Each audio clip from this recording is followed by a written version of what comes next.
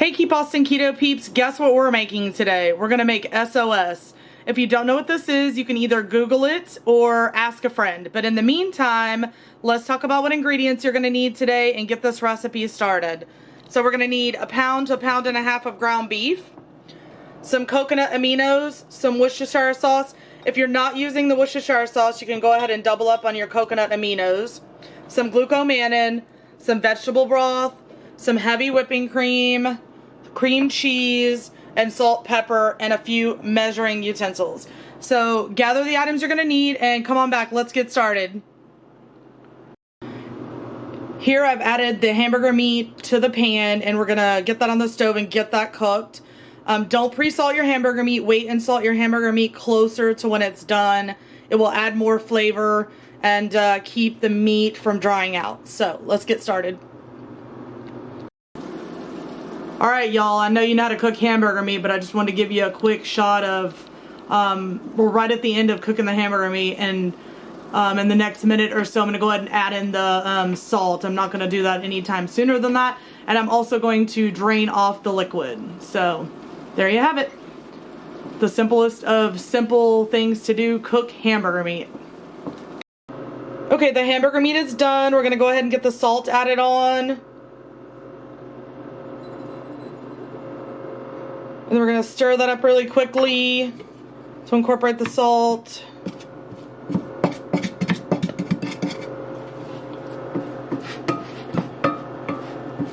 And then we're going to spread the hamburger meat out and open up the middle of the pan so we can put the cream cheese right in the center.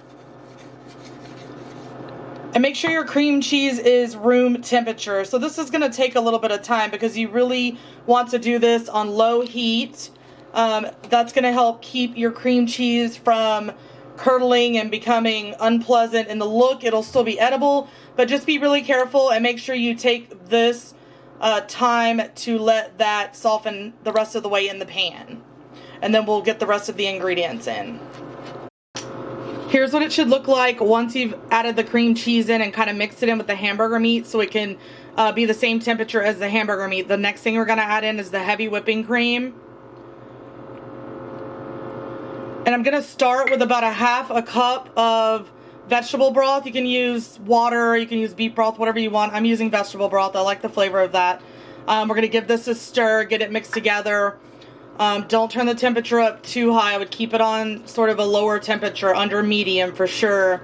And let these incorporate together, and then we'll come back and add the last few ingredients in here.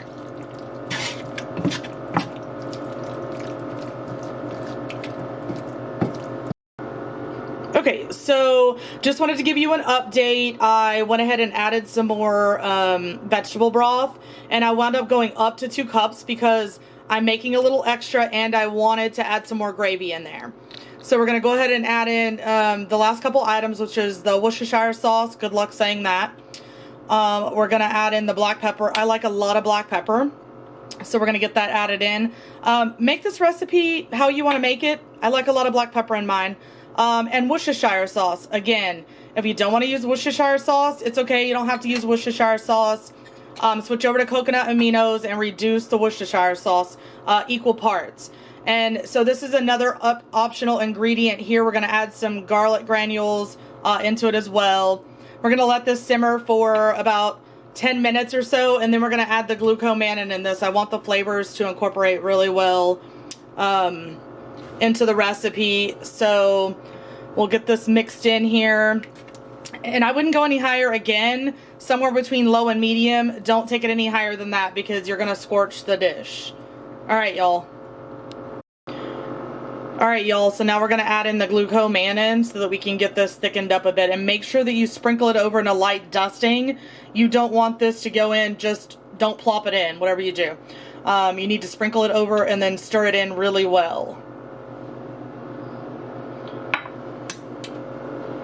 And then once we get this done, we're going to give it another 5 or 10 minutes.